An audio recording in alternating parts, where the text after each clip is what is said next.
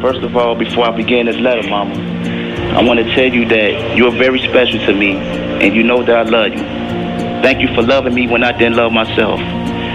Really, words can express how much I love you, so I just want to say thank you. Chicago is my home. That's all I know. That's my city. I was a graffiti artist back when I was younger. You know, I spray painted trains and walls, and I stayed out all night. You know, the streets kind of raised me. I was always in the streets since I was young. Albert always displayed that I was a good child, but for hours when I was supposed to be in bed, I'll be watching and listening to the gangsters in the courtyard where we lived in the Jane Addams. I was fascinated by their lifestyle, and I wanted to be like them. I got to a point in my life where I wanted to be a drug dealer. It was hard work, but I like how fast you reap the benefits. The money I made in Chicago was cool when I first started hustling, but as I got older, I realized it was just not fast enough. So I decided, like a few others I know, to take my show on the road. I went to several different towns in Illinois, Indiana, Minnesota, Kentucky, and ultimately landed my hat down in Rockford. While I was in Rockford, I ran across my Stone brothers, Duck, and we decided to work together. At first, it was just business, but then it became pleasure. Rockford was not our home. We were invading someone else's territory. We were foreigners in a foreign land. I never thought they'd go through so much to put us behind bars. I never thought they'd go through so much to get little old me. I never was a good drug dealer, but for a long time, I was happy because I was one of them gangsters I fantasized being when I was little, seeing them in the courtyard. Truly in my heart, I do not regret going to Rockford.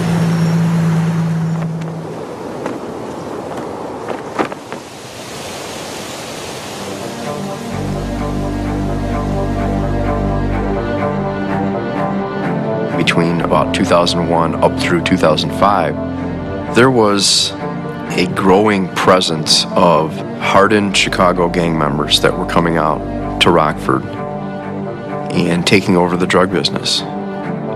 Word began to spread about this guy named Duck and members of the Titanic Stones. I kept hearing his name Duck, that he was from Chicago, that he was putting on a lot of dope here in Rockford. He's just a young guy, but he had a real reputation. People were afraid of him, just a little guy. The talk in the street, informant information was that this group run by Duck, Titanic Stones, were trying to take over the drug trade in Rockford, and they were moving real strong. When they arrived here in Rockford, there was definitely a power struggle, Chicago versus Rockford. We'd have our robberies, our shootings. There have been murders here. Every so often, somebody comes into power. It's just like anything else in life, any business or any, something always rises to the top. It was an epidemic, is basically what it was. They were shooting a lot of people. Random gunfire was taking place, a lot of it directed to housing developments in the city. We were having multiple shots fired during these shootings. There was one particular incident that took place on Underwood Street on a Saturday afternoon. There was a running gun battle in the middle of the street. There were 60 rounds exchanged. There were 60 casings in the street.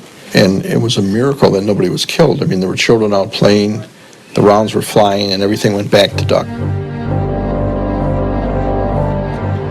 Now we're coming up on Central. We're still on the west side of town here in Rockford.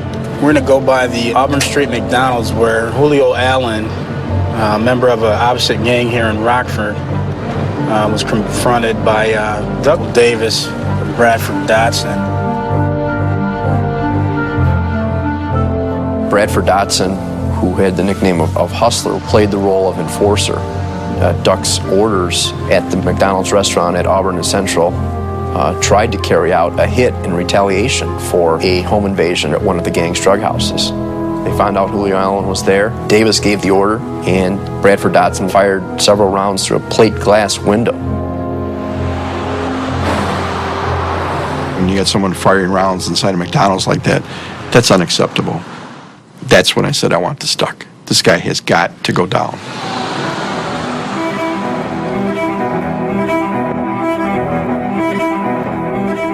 We initiated a federal case. Did an awful lot of surveillance, following people, watching people, talking to informants. We started to see the pattern, the way they were selling narcotics was the same. He was using different locations in the city, renting houses. Normally he would have a lady rent the house in her name. Nobody would live there. They would just use it strictly to sell drugs. The end game for us here was to take out the organization as a whole. The Rockford Police Department had executed search warrants at many of these drug houses and only gotten small quantities of crack cocaine or heroin, almost always heroin. And he was never there. He wasn't the one selling it. We were lucky enough to have a confidential informant who was providing us with a wealth of information and told us that she had been approached and asked if she would be interested in renting a house on behalf of Duck and the Titanic Stones.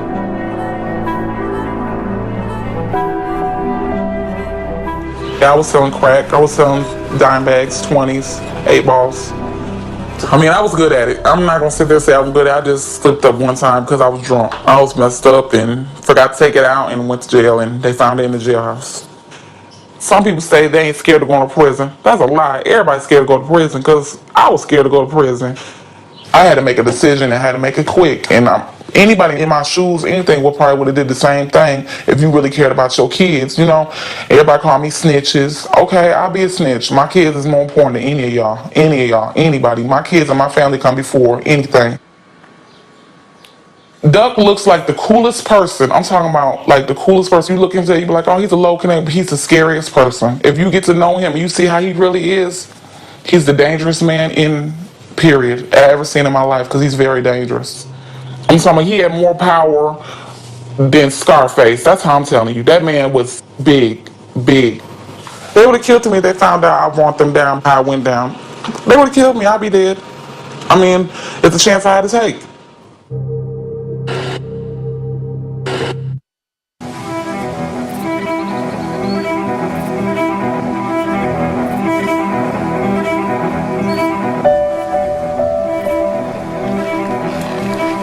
Summer's coming on now.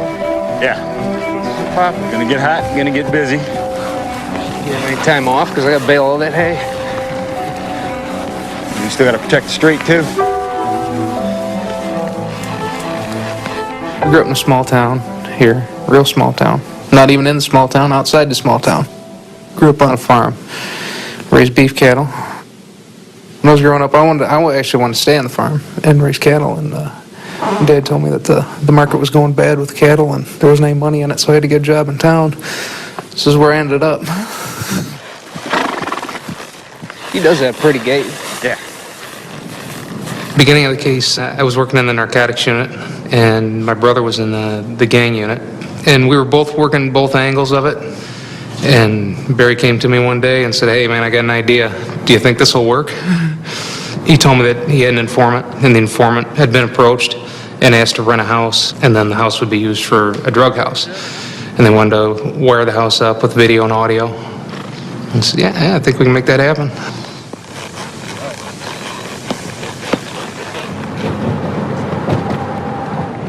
This is where the house was. The house was donated to us. It was scheduled for demolition.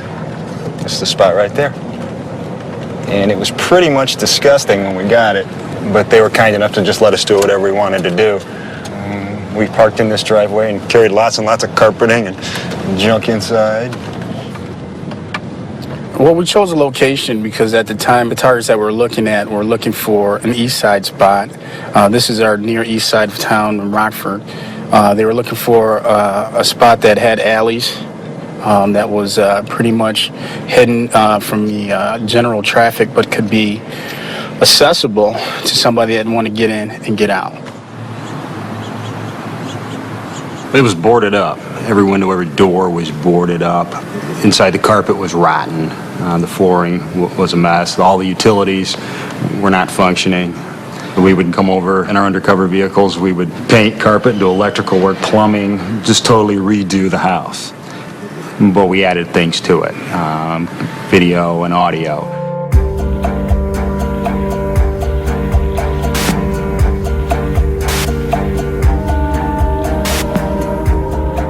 Talking to our technical people, ATF's technical people, we determined in order to do what we wanted to do, we would have to hardwire the house to a listening post. And by hardwire, I mean we needed a cable run directly from that house to wherever we set up a command post / listening post. Fortunately, one day we were in a room talking and a sergeant from the community relations happened to be in there, and he heard the problem and said, "I've got just a spot for you." Went out, looked at it, it was perfect.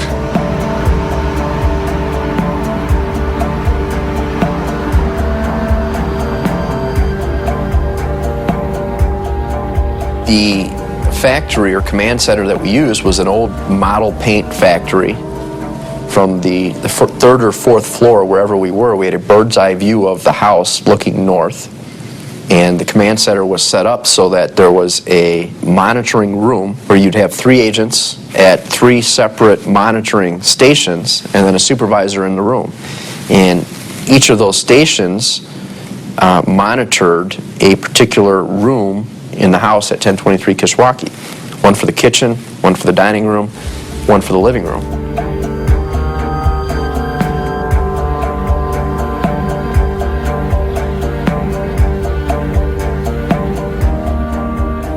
Nobody can guarantee that after all that hard work that the Titanic Stones wouldn't just say we're not interested anymore, or that they would think something was up. So there were some tense days leading up to August 9th. But when I took Duck to show him that house today, he loved it. He loved it. I'm talking, he fell in love with it. He said, "Man, call that motherfucking landlord right now and tell him you want it." He said it's low key, it's off of the back in the alley. It's interest for the smokers to come in from the alley and nobody gonna see him. It's 2 ways to come in from the back way. He wanted it. We didn't even use the front door. He wanted it. He was like, tell him, yeah. So I called. I was like, Duck wants it.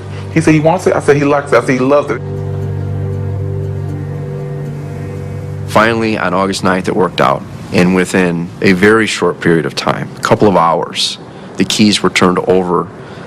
And within an almost identical short period of time, they're moving in.